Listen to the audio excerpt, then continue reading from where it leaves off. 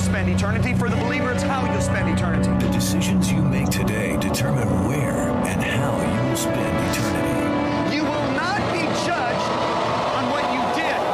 You will be judged in the light of what you were called to do. At the zenith hour, there's no second chance. Whatever we do in this zero time determines how we're going to spend eternity.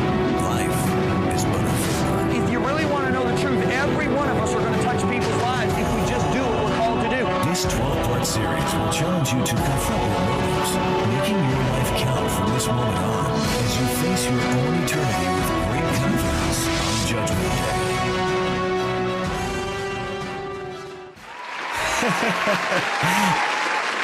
Como vocês estão essa noite? Bem, vamos abrir em 2 lugares essa noite. Abram em Hebreus capítulo 6. Hebreus capítulo 6 e também Lucas capítulo 16. Isso vai economizar tempo porque vamos abrir em Lucas 16 algumas vezes. Vamos começar no capítulo 6 de Hebreus. Bem-vindos à segunda hora do nosso curso Movido pela Eternidade. Faça sua vida valer a pena hoje e para sempre. Quantos querem fazer a vida valer a pena para sempre? Amém? Sabe, eu prefiro que a minha vida valha a pena para sempre do que a minha vida contar temporariamente. Sabe no que eu penso quando falo disso? Lembra quando João Batista nasceu? O que o anjo disse no nascimento? O anjo disse a Zacarias antes dele nascer, na verdade, antes dele ser concebido. O anjo disse, ele será grande à vista de Deus. Uma coisa é ser grande à vista dos homens. Outra coisa é ser grande aos olhos de Deus. Se você tivesse de escolher entre ser grande aos olhos de Deus e grande aos olhos dos homens, qual escolheria?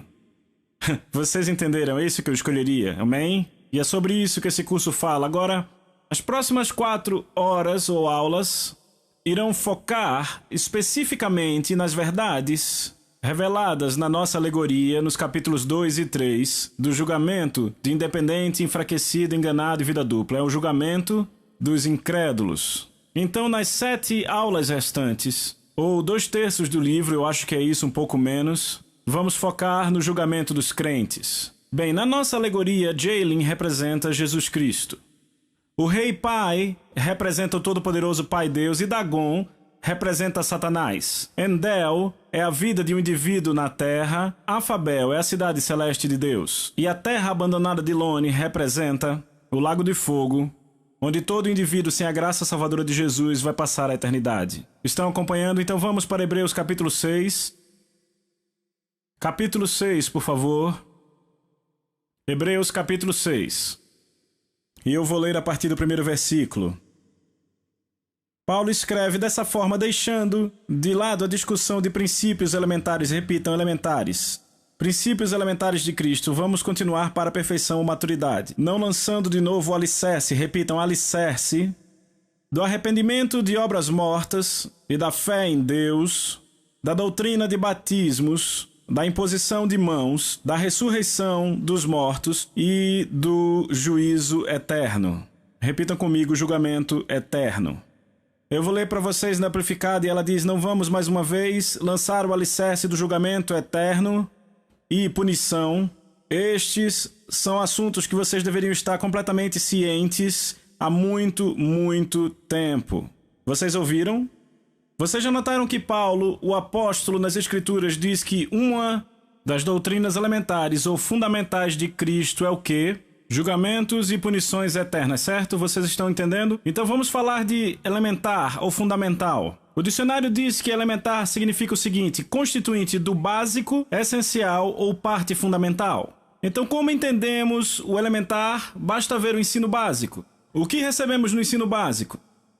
Você recebe ferramentas bem básicas, ferramentas fundamentais, que vão lhe ajudar com a educação. Vá você para o ensino médio, ou quer você vá para fazer um mestrado, ou fazer um doutorado, ou se você for fazer até um pós-doutorado. Vocês estão entendendo?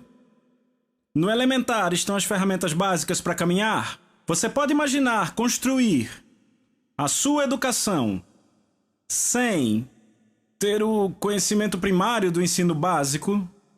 Em outras palavras, no ensino básico você aprende a ler, aprende a escrever, aprende a somar, aprende a subtrair, aprende a dividir e aprende a multiplicar. Imagine construir sua educação sem saber ler. Vamos, fale comigo. Não tem como, você não consegue fazer. Estão aqui? Então, o que você aprende no ensino básico é completamente essencial para uma educação apropriada. Então, Paulo chega e diz que uma das doutrinas elementares de Cristo é o julgamento e punição eterna. Mas sabe o que eu descobri? Em 23 anos de ministério, a maioria dos crentes não tem consciência completa do julgamento e recompensas eternas. E sabe o que mais? Paulo diz, vocês já deviam estar conscientes dessas coisas há muito, muito tempo atrás. Então essa é a questão. Que tipo de igreja está sendo construída especialmente na América? Imagine construir uma casa sem alicerce. Imagine construir uma educação sem saber somar, sem saber escrever. É isso que estamos fazendo na igreja. E eu vou mostrar a vocês, nas próximas 12 lições, por que temos uma igreja agora desequilibrada, que não é forte, que não se levanta contra o pecado da sociedade e a influência da sociedade, porque nós não lançamos o alicerce. Não estamos dando a educação do ensino básico, entenderam? Vocês estão aqui? Então, eu me lembro quando, no começo do ano eu estava orando para escrever esse livro, e o Senhor falou comigo, foi uma coisa tão forte, Ele disse, você tem que escrever esse livro, foi muito forte. E todo dia eu estava orando e Ele, você tem que escrever esse livro, tem que escrever. E eu pensei, como eu comunico para uma geração de pessoas as verdades da eternidade? A verdade do julgamento e das recompensas eternas. Porque note que o escritor disse, algumas das doutrinas elementares são o julgamento e as recompensas eternas, e lembrem o que eu disse na aula passada. Os julgamentos eternos que são realizados no tribunal de Cristo vão durar para sempre, nunca haverá uma alteração, nunca haverá um adendo, nunca haverá uma suplantação desses julgamentos. Entenderam? Como eu comunico para uma geração de pessoas que vive no mundo temporário a realidade dos julgamentos eternos que nunca terão fim? E o Senhor disse para mim, como eu fazia? Eu contava histórias e eu disse, é exatamente isso que eu devo fazer. Eu vou contar histórias, mas eu não sou um contador de histórias. Mas eu vou dizer, eu comecei a fazer isso e foi maravilhoso. Eu não conseguia parar de escrever. E eu me lembro, quando eu cheguei na parte do julgamento de enganado, o julgamento de independente, o julgamento de enfraquecido e vida dupla, quando eles foram exilados para o deserto de Lone, e eles ficaram nesse prédio estreito pelos próximos 120 anos de suas vidas, eu vou dizer, isso me revigorou. Eu preguei 3 vezes no domingo, eu estava voando para casa, meu assistente estava dormindo e eu não conseguia parar. No avião, ele dormindo e eu digitando. Chegamos em casa, era 1h da manhã e eu não conseguia dormir. Por pensar naquelas pessoas sendo exiladas, naquele edifício, naquela terra abandonada por Deus, com calor e sofrimento e escuridão pelos próximos 120 anos de vida. E quando eu deitei na cama, eu comecei a pensar na vez que eu visitei uma prisão na África do Sul. Alguns anos atrás eu estava na África do Sul e eu pedi para visitar uma prisão. E eu nunca vou esquecer quando eu entrei lá, era uma prisão de alta segurança, a maioria dos caras estava lá por estupro ou assassinato. Quase todos lá estavam em prisão perpétua e eu vou te dizer, aquele lugar estava completamente sem esperança. Eu nunca tinha visto uma falta de esperança daquela. Quero dizer, era sujo, fedia. Eu entrei numa cela desses caras e eles tinham colchonetes nessa distância um do outro, camisinhas penduradas na parede numa prisão só para homens. E você podia ver no rosto de cada um desses homens completamente sem esperança. Porque estavam lá para a vida inteira. E as únicas pessoas que tinham alguma esperança no rosto eram crentes. Todos absolutamente sem esperança. Por nada mais. Eu vou dizer, aquele foi um dos lugares mais difíceis onde eu já estive, porque se você comparar aquela prisão com as nossas prisões, eu já estive em prisões de segurança máxima aqui, certo? Eu já estive lá e já preguei lá. Estas prisões são clubes de campo comparados com aquele lugar. E sabe, eu fiquei pensando naqueles caras como se eles estivessem sentados dizendo, um dia eu vou morrer e sair daqui. Mas aí eu comecei a pensar nas pessoas que vão para o inferno para sempre, sempre, sempre. Não vão nem poder dizer isso. Não poderão nem dizer, um dia eu sairei daqui. E a coisa que realmente começou a tomar minha mente e eu não conseguia dormir é que Jesus disse que a maioria da humanidade, não a minoria, vai acabar lá. Porque se você olhar em Mateus capítulo 7, versículo 13 e 14, na versão do inglês de hoje, Jesus disse: vão pelo portão estreito, porque o portão para o inferno é largo, e o caminho que leva a ele é fácil, e há muitos que vão por ele. Mas o portão da vida é estreito, e o caminho que leva a ela é difícil, e há poucas pessoas que o encontram. Então, de acordo com Jesus, a maioria vai para o inferno. Vocês estão aqui? Então, Jesus discutiu o inferno frequentemente. Sabem o que eu descobri? Eu não sei se vocês sabiam disso. Ele fala do inferno muito mais do que fala do céu. Então, é óbvio que ele não pensou que era uma falta de compaixão falar do inferno. Então, por que não fazemos mais isso nos púlpitos? Eu tive muito mais trabalho para encontrar coisas sobre o paraíso do que sobre o inferno, porque ele fala muito mais do inferno. Há vários nomes dados ao inferno nas Escrituras. Alguns nomes são Sheol, Hades, o túmulo. Então há um inferno permanente chamado de Lago de Fogo ou Gehenna. Mas eu quero dizer isso. O inferno é um lugar de verdade, não é figurativo. Como a nossa sociedade tem se esforçado em dizer, é um lugar real. Na verdade, em Números, no capítulo 16, você vai encontrar que 3 famílias foram literalmente jogadas no inferno. A terra se abriu e os engoliu fisicamente no inferno. Se você olhar no Novo Testamento, você vai encontrar o anticristo e o falso profeta. Ambos foram lançados vivos no lago de fogo que arde com enxofre. Então não foi só com a alma que eles foram lá, seus corpos foram lançados no lago de fogo, entenderam? Vá comigo para o Evangelho de Lucas, capítulo 16. As próximas 3 lições serão duras. Se você não tiver em mente que uma das doutrinas básicas de Cristo são os julgamentos e recompensas eternas, não sei se você aguenta essas lições.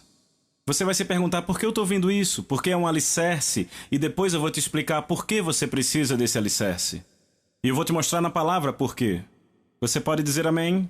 Lembre-se que faz parte, Jesus falou muito disso. Então em Lucas, no capítulo 16, versículo 19, lemos: havia certo homem rico que se vestia em púrpura e fino linho e vivia com regalia todos os dias. Mas havia um mendigo moribundo chamado Lázaro que se deitava ao seu portão, desejando ser alimentado com as migalhas que caía da mesa do homem rico. E além disso, os cães vinham e lambiam suas feridas. Então aconteceu que Lázaro morreu e foi levado pelos anjos para o seio de Abraão, que era o lugar onde os santos do Velho Testamento ficavam antes de Jesus espargir seu sangue no trono de Deus. O homem rico também morreu e foi enterrado. Bem, antes de eu continuar, eu quero deixar isso muito claro. Algumas pessoas pensam que isso é uma parábola. Isso não é uma parábola, é uma história real. Como você sabe disso, John? É porque quando Jesus falava parábolas, ele nunca usava pessoas definidas. Ele dizia, havia um homem.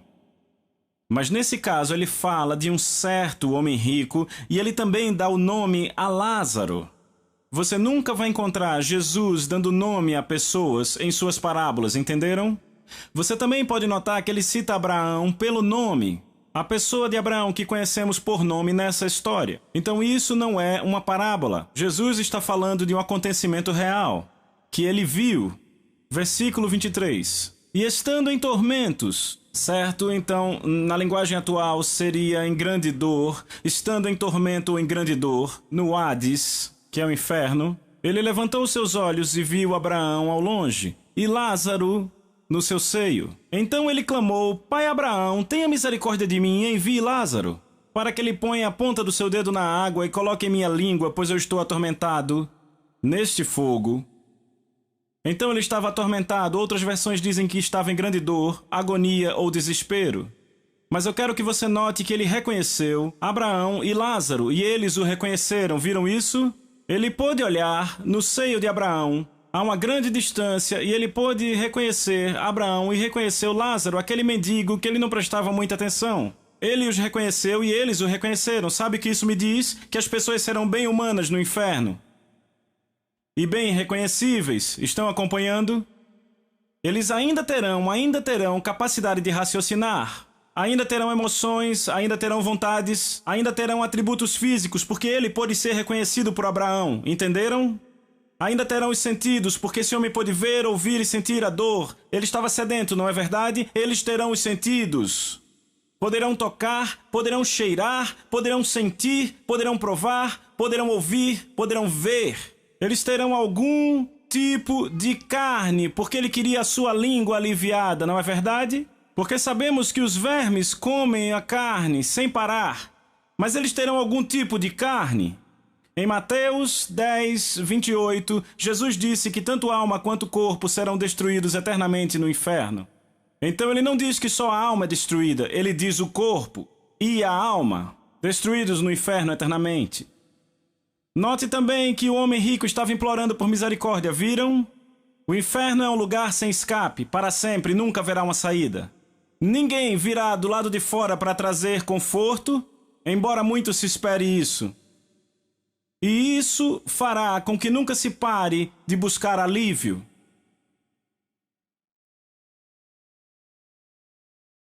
Abraão o lembrou da situação, disse: há um grande abismo nos separando. Qualquer um que tentar atravessar para aí, para levar conforto, será parado, e ninguém daí pode vir para cá. Agora respire fundo. Versículo 25. Mas Abraão disse: filho, lembre-se que na sua vida você recebeu boas coisas, assim como Lázaro recebeu coisas ruins. Agora ele é confortado e você está em tormento. Grande dor em outras versões. Veja o versículo 27. Então ele disse: eu imploro a você, pai, que o envie à casa do meu pai, pois eu tenho 5 irmãos, a quem ele pode testemunhar, para que eles não venham a esse lugar de tormento. Já ouviram dizer que a infelicidade ama companhia? Não no inferno. Aqui está um homem cujas 5 pessoas mais próximas dele eram seus irmãos. Ainda assim, ele implorou a Abraão que enviasse Lázaro a seus irmãos para que não acabassem naquele lugar. E eu vou dizer, a sociedade pode dizer que haverá festas e amizade e interação no inferno. Não há interação. Há 0 de interação no inferno. 0. 0. Mas ainda assim você deseja isso. Porque você ainda tem emoções, você ainda tem uma vontade, você ainda tem uma mente, mas 0 de interação. Ele não queria seus irmãos lá. Se houvesse interação no inferno, ele iria querer seus irmãos perto. Porque, como dizem, infelicidade quer companhia. Porque não há companhia, não há festas, não há amizade, nada no inferno. Vocês estão aqui? É um lugar de absoluta solidão e falta de esperança. Também é um lugar de lembrança eterna. E este eu pessoalmente acredito que é um dos piores tormentos. Agora vejamos a resposta de Abraão. Veja o versículo 29. Abraão disse a ele: eles têm Moisés e os profetas, que os ouçam. E o rico disse: não, pai Abraão, mas se alguém for a eles dos mortos, se arrependerão.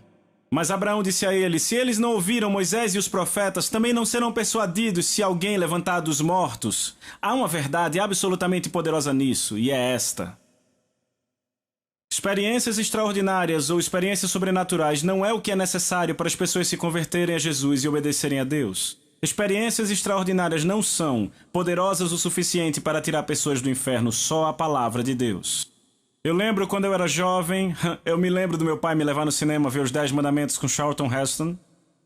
E eu era bem pecador. E eu fui àquele filme e assisti, e a terra se abriu e engoliu os 2 caras pro inferno, lembram? E eu vou dizer a vocês, eu saí daquele filme um homem mudado. Eu me arrependi loucamente. E a minha vida mudou por uma semana. E aí eu voltei a fazer tudo o que eu estava fazendo. Sabe por quê? Porque nenhuma palavra me foi pregada. Eu tenho amigos de escola com quem eu convivia que tiveram experiências absolutamente sobrenaturais de arrepiar os cabelos, e eles não estão servindo a Jesus. Quer saber por quê? Só a palavra de Deus faz você nascer de novo. Por outro lado, repita comigo, por outro lado, quando a palavra é pregada, testemunhos ou experiências que complementam a palavra são de grande benefício. É por isso que eu sempre gosto de contar testemunhos ou experiências para complementar a palavra de Deus. Isso me lembra de um grande amigo meu e de Lisa. Eu lembro quando eu estava na igreja dele e nós estávamos na casa dele depois do culto e ele é um amigo que é alguns anos mais novo que eu e ele está no ministério há muitos anos e uma noite ele veio e disse: John e Lisa, eu nunca contei para vocês o que aconteceu quando eu era jovem.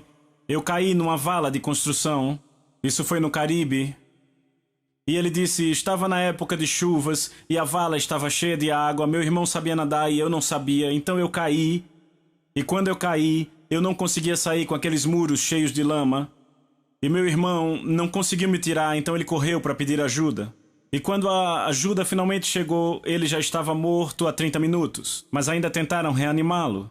E eu nunca vou esquecer dele olhando para nós. E nunca vou esquecer da presença de Deus que tomou aquele lugar quando ele contou. Foi maravilhoso. Ele disse, John e Lisa, ele disse, quando eu deixei o meu corpo foi como tirar a mão de uma luva. Ele disse, todos os meus sentidos estavam intactos. Ele disse, eu podia ver, eu podia ouvir, eu podia sentir, todos os meus sentidos intactos. Ele disse, quando eu saí, ele disse, eu comecei a ir para dentro da terra. Ele disse, eu comecei a ir numa aceleração muito rápida. E ele disse que a escuridão era tão forte, e ele disse que era como se ele vestisse ela.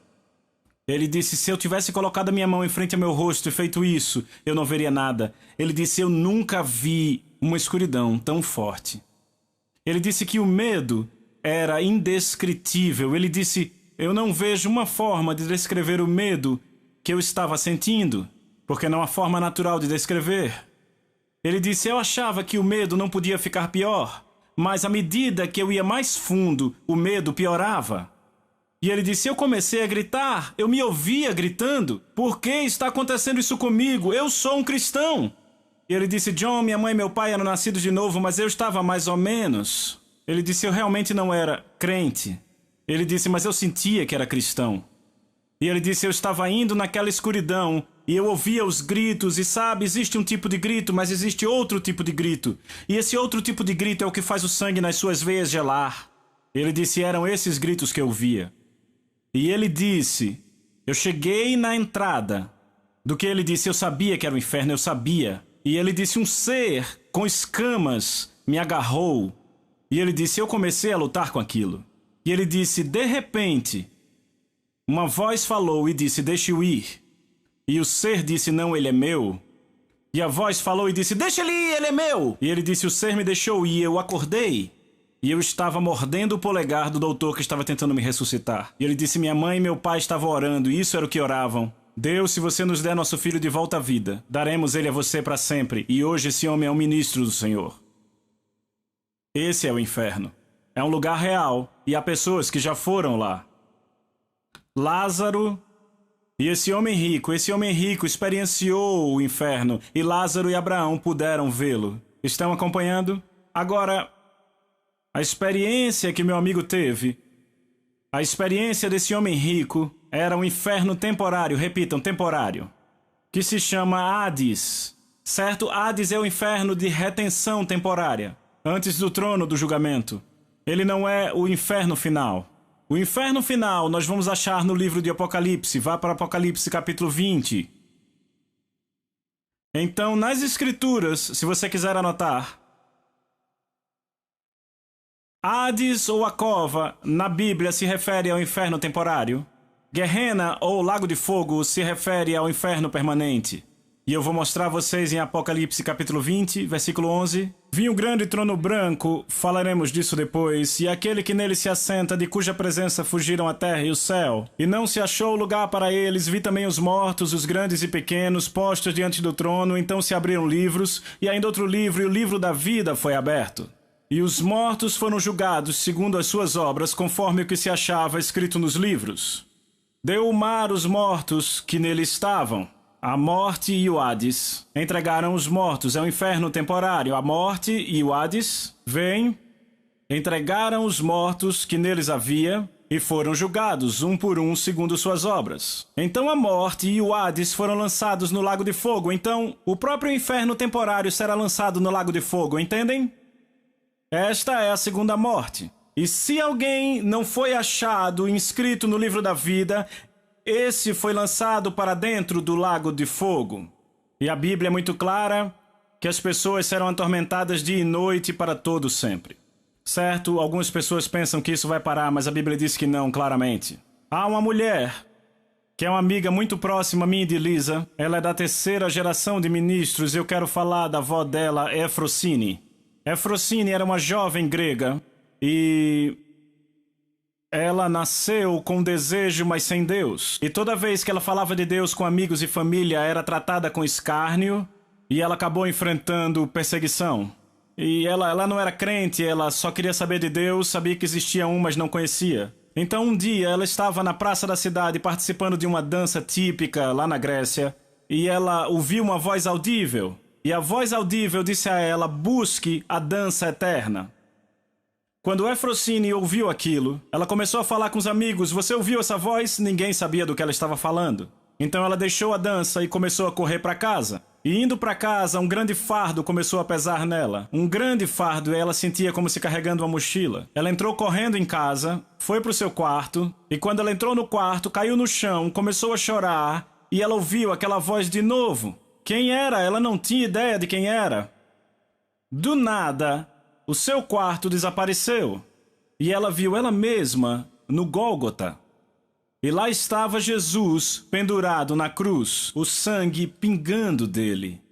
Ok? Então, enquanto ela olhava para o Senhor sendo atormentado na cruz, ela ouvia gritos à distância. Ela virou e olhou e de repente havia um poço.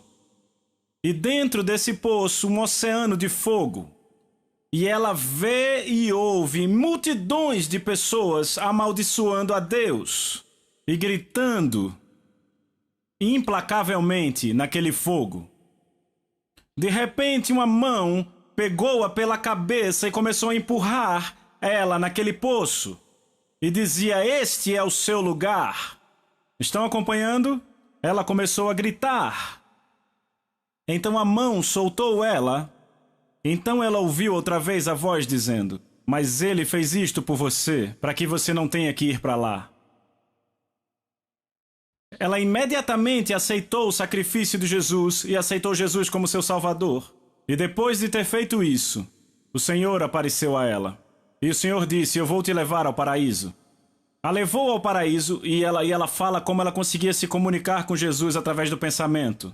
Ele disse: eu estou te guiando, e ela disse que a cidade era maravilhosa, e ela levou à sala do trono. Na sala do trono, ela viu a forma de Deus, mas não o rosto dele. Ele estava escrevendo algo num livro, o livro foi mostrado a ela e estava o nome dela. Ela não percebeu que era o livro da vida do Cordeiro. Jesus olhou para ela e disse: Efrosine, você deve voltar à terra porque eu tenho um grande trabalho para você. Isso foi desapontador para ela, ela foi transportada de volta ao seu corpo, de volta ao quarto. Nos dias seguintes, ela contou aos amigos e à família o que aconteceu com ela, e ela sofreu uma inacreditável perseguição. Primeiro, o pai dela ameaçou matá-la com um machado. Então, depois de alguns dias, uma de suas irmãs chegou e disse: Efrosine, eles virão e vão te levar à praça amanhã. Eles vão te colocar diante de um juiz, e se você não renunciar o que está dizendo, eles vão colocar gasolina em você e te queimar. Ok? Efrosine não acreditou na sua irmã, mas obviamente ela estava falando a verdade porque naquela noite um anjo apareceu. O anjo a levou para outra cidade, bem longe, onde alguns parentes estavam, e ela cresceu lá. E hoje há 4 gerações de ministros e eles estão lá na Grécia pregando a palavra de Deus por causa do que aquela mulher viu e da palavra que foi ministrada a ela. Certo? O que Efrosine viu foi o lago de fogo. Enquanto o que aquele outro amigo viu foi o Hades, o inferno temporário, certo? Então vamos ler Apocalipse 21:8. Lá diz: mas os covardes que me deram as costas, isso é Jesus falando, e aqueles que são infiéis a mim, e os corruptos e assassinos e imorais, e aqueles que lidam com demônios, adoradores de ídolos, mentirosos, estão destinados ao lago que queima com fogo e enxofre. Esta é a segunda morte. Então, deixa eu falar sobre isso. Repita: enxofre é uma substância não metálica que queima com grande calor e produz um cheiro desagradável. Na verdade, o que os cientistas dizem é que o enxofre, o vapor do enxofre, é o único cheiro ao qual o sentido humano não se acostuma. Ele não consegue se acostumar. É o único cheiro que o sentido... Sabe, eu já estive em muitas prisões, em lugares onde o cheiro é simplesmente inacreditável, em países pobres. E sabe, você acostuma com o cheiro. O enxofre, o sentido humano, o olfato humano não consegue se acostumar. Não é interessante? Jesus disse que é a segunda morte. Repitam: segunda morte. Jesus diz à igreja em Apocalipse 2:11, ele diz: o vencedor de nenhum modo sofrerá dano da segunda morte. Certo? A segunda morte é a angústia no lago de fogo por toda a eternidade, que nunca, nunca, nunca acaba. Nunca acaba. Eu quero que você pare e pense nisso. Agora pense em alguém vivendo nessa condição por todo o sempre. Algumas pessoas pensam, erroneamente, que isso vai acabar. Ok? Mas isso é completamente contrário à palavra de Deus, porque a palavra de Deus diz em Apocalipse 20:10 que serão atormentados dia e noite por todo o sempre. Repitam, por todo o sempre. Isso é Apocalipse 20:10. Para confirmar, vejamos o que Jesus disse àqueles que não obedecerem em Mateus 25, 45 e 46. Irão estes para o castigo eterno. Repitam, castigo eterno. Em outras palavras, castigo que nunca, nunca acaba. Certo? Mas os justos para a vida eterna. Outra vez, Jesus diz o lago do fogo ou Guerrena. Em Marcos 9:48, ele diz lá, os vermes que comem nunca morrem e o fogo que queima nunca apaga. Então, o que ele quer dizer que os vermes nunca morrem? Quando uma pessoa morre, sabe o que acontece? Os vermes comem a sua carne. Você entende isso? E quando a carne é completamente consumida, os vermes morrem. Só o que sobra são ossos. Quando você abre uma cova de 2000 anos, você só acha o crânio. Porque os vermes comeram a carne, certo? E os vermes morreram, certo? Jesus disse que os vermes nunca morrem no lago de fogo, ou seja, sempre tem carne a comer. Uma pessoa que esteve no inferno me disse, John, depois que Jesus me mostrou aquele lugar, eu tive que dormir com a luz acesa por 2 meses e meio, porque não há palavras humanas que possam descrever o horror, o medo e a agonia daquele lugar. E essa pessoa me disse que havia vermes comendo as pessoas, e os vermes comiam a carne e é como se a carne crescesse de volta, e eles continuavam a comer. E ela disse que os vermes são enormes. Vocês conseguem entender que eu estou descrevendo um lugar inimaginavelmente horrível? Vocês começam a ver isso? Agora eis o que eu quero que vocês entendam. O inferno não foi criado para seres humanos. Vá comigo para Mateus 25 e eu vou mostrar. O inferno não foi criado para seres humanos. Diga comigo, o inferno não foi criado para seres humanos. Eu vou mostrar para quem foi criado. Mateus 25, versículo 41.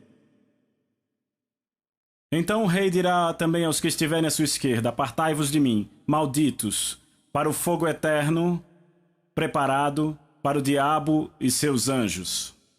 Para quem o inferno foi preparado? Para o diabo e seus anjos. Agora em Afabel, vocês vão lembrar que Jalen sentenciou o Independente para a terra de Lone. E o último apelo de Independente a Jalen foi esse. Você é misericordioso. Você é um juiz amável e misericordioso. Como você pode me enviar para um lugar desse? Por 120 anos. E a resposta de Jalen foi essa. Eu sou um juiz amável. Eu sou um juiz misericordioso. Por isso eu não posso permitir o seu caráter que você escolheu para seguir o Senhor Dagon entrar nesta cidade e poluir todos os inocentes habitantes da cidade. E ele disse, mas eu sou também um juiz justo. E ele disse, se eu desse a você, você escolheu a natureza de Dagon, se eu desse a você uma punição menor do que a de Dagon, eu seria injusto. E ele disse isso, eu não sou. Então entendam algo, amigos. O lago de fogo não foi criado para seres humanos. Foi criado para o diabo e seus anjos. No entanto, se Deus sentenciasse a humanidade com uma punição diferente, então ele seria injusto, porque ele daria a Lúcifer algo maior do que deu aos homens. Estão acompanhando? Se ele permitisse alguém com a natureza de Lúcifer entrar no paraíso, poluiria o paraíso. Ele é misericordioso, mas é justo. Jesus nunca jamais veio para nos condenar. Ele veio para nos salvar de um lugar onde nós mesmos nos colocamos. Nós nos colocamos, como humanidade, sob o domínio de Satanás pela desobediência de Adão. Deus veio para nos salvar disso. Deus declarou em Deuteronômio, capítulo 5, versículo 29, quem dera que eles tivessem tal coração que me temessem e guardassem todo o tempo todos os meus mandamentos, para que bem lhes fosse a eles e a seus filhos para sempre. Alguém pode dizer, mas João, eu não guardo os mandamentos. É isso, a Bíblia diz, todos pecaram e destituídos estão da glória de Deus. Então Deus, por ver isso, disse, eu vou enviar um Redentor, que será 100% homem e 100% Deus. Jesus nasceu de uma mulher, e seu pai era o Espírito Santo. Assim, ele não estava debaixo da maldição de Adão. Ele estava livre. Ele nunca havia cometido pecado, mas quando ele foi à cruz, ele levou sobre si nossos pecados, nossas doenças, nossas desobediências sobre ele na cruz. Ele pagou o preço, morreu, foi enterrado e ressuscitou no terceiro dia. Ele subiu aos céus e derramou o seu sangue no trono de Deus por nossa justificação. Então, quando aceitamos Ele como Senhor e Salvador, entregamos nossa vida. A Bíblia diz que nascemos de novo, recebemos nova natureza. Eu vou falar disso na próxima sessão. Mas se você está aqui hoje à noite e diz, John, eu posso ver claramente que eu estou fadado a esse lugar chamado inferno. Porque a Bíblia diz que todos ficaram abaixo do padrão de justiça de Deus. E é aí que todos merecemos estar. E você diz, eu estou abaixo. Eu te digo, Ele enviou um Salvador para te levar àquele lugar. Você está aqui e você diz essa noite, John, eu quero me entregar completamente ao seu senhorio. Eu acredito que Jesus levou meus pecados. Eu creio que Ele foi enterrado e que Deus o ressuscitou no terceiro dia, como você disse. Eu quero que Ele seja meu Salvador. Se este é você, vamos te mostrar como ser salvo, nascido de novo.